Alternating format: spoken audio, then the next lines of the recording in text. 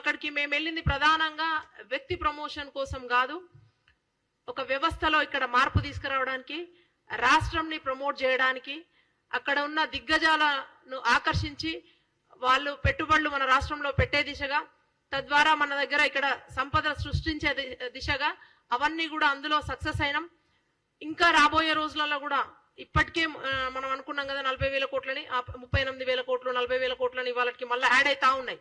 So దాని తర్వాత ఇంకా కొంతమంది కూడా ఎంఓయూ చేసుకునే వాళ్ళు కూడా పరిశీలిస్తామని చెప్పిండ్రు. వాళ్ళు మన రాష్ట్రానికి ఆహ్వానించడం జరిగింది ముఖ్యమంత్రి గారు.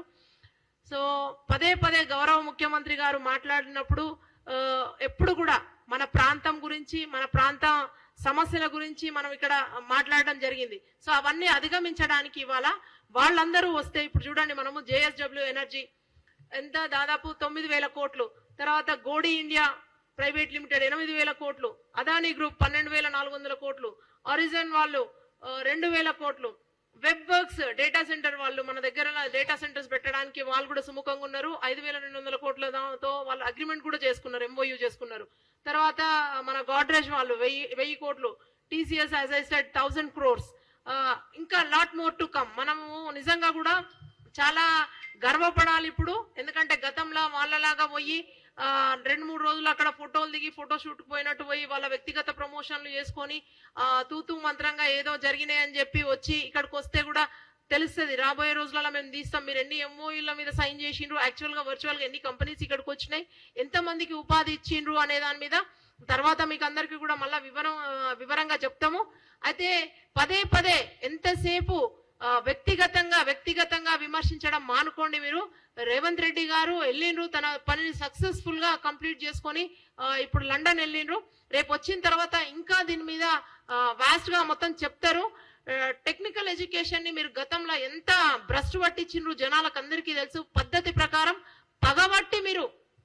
పగబట్టి గత ప్రభుత్వం మొత్తం విద్యను, సాంకేతిక విద్యను, especially my background is also from there, మీరు పగబట్టి దాన్ని విచ్ఛిన్నం చేసిర్రు.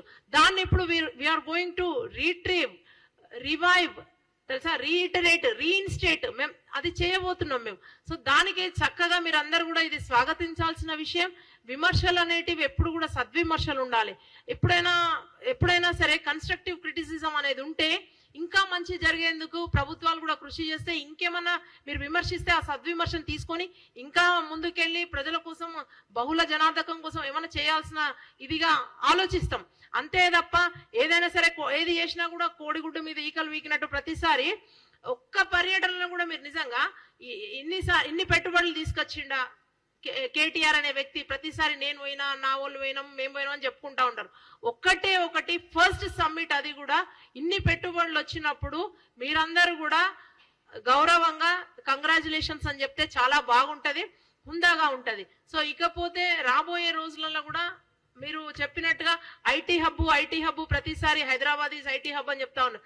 ఎస్, దానికి అనుగుణంగా చేయడానికి, దానికి అది ఆకర్షణ కావడానికి, అందరు కూడా ఆకర్షితులు కావడానికి చేసింది, పేమెంట్ వేసిందే కాంగ్రెస్ ప్రభుత్వం.